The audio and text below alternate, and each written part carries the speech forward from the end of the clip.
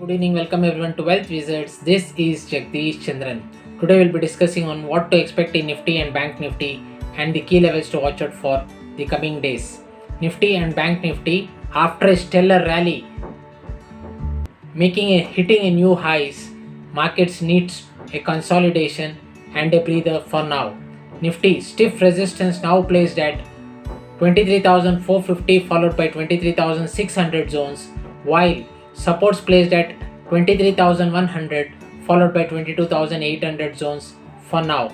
Bank Nifty 2 needs a consolidation and supports now placed at 49,200 followed by 48,400 zones and resistance placed at 51,200 followed by 51,500 zones as for now. Volatility cools down. India VIX stands at 14.77 zones and India VIX down 9.5%, which is a welcoming signs for bulls for now. We need to after the event we need to focus on quality stocks to add for long-term portfolio for wealth creation and income generation.